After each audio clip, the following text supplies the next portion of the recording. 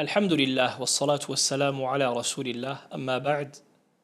Assalamu alaikum wa rahmatullahi wa barakatuh. Bienvenue pour une nouvelle leçon puisée du Coran en lien avec le mois de Ramadan. Et aujourd'hui, nous allons nous attarder sur la parole d'Allah. Inna anzalnahu fi laylatil qadr. Wa ma adraka ma laylatul qadr. Laylatul qadri khayrun min alfi shahr. Certes, nous l'avons fait descendre, le Coran, pendant Laylatul Qadr. Et qui te dira ce qu'est Laylatul Qadr? Laylatul Qadr est meilleure que 1000 mois. Cette nuit exceptionnelle, qu'on appelle Laylatul Qadr, est tout à fait extraordinaire.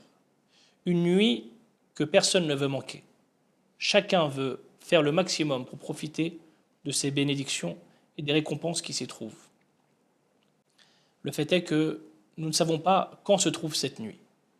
Nous savons que c'est durant le mois de Ramadan, car Allah subhanahu wa ta'ala dit Shahru Ramadan alladhi unzila fihi al-Qur'an. Le mois de Ramadan est le mois durant lequel le Coran fut révélé. Et il dit aussi Inna anzalnahu fi laylatil qadr. Nous avons fait descendre le Coran pendant Laylatul Qadr. Donc cette nuit se trouve pendant le mois de Ramadan. Cette nuit se trouve même précisément dans les 10 dernières nuits de ce mois. Car le prophète sallallahu alayhi wa sallam dit qu'il a vu Laylatul Qadr dans les 10 dernières nuits du mois de Ramadan, mais qu'il a oublié quand est-ce qu'elle avait lieu précisément. Et donc Allah subhanahu wa ta'ala, dans son immense sagesse, nous a caché le moment de cette nuit extraordinaire qui est meilleure que 1000 mois, afin que nous œuvrions chacune de ces nuits durant les 10 dernières nuits de Ramadan.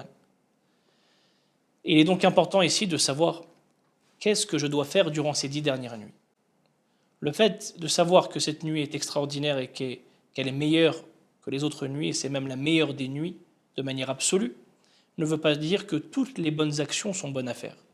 Car il n'y a pas de lien absolu entre un moment qui est méritoire et le fait de faire toutes les bonnes actions durant ce moment-là. Mais il y a plutôt des choses particulières à faire. Certains vont passer leur temps à faire des aumônes, à être bons envers leurs parents, et tout autre type de bonnes actions durant cette nuit-là, alors qu'il y a des actions particulières à faire, et on va en citer 3. La première d'entre elles, bien entendu, c'est de veiller en prière. Le prophète sallallahu alayhi wa sallam dit Man qama laylatal qadri imanan wa ihtisaba ghufira lahu ma taqaddama min dhanbi. Quiconque veille en prière la nuit de Laylatul Qadr avec foi et espoir d'en obtenir la récompense, verra ses péchés précédents effacés.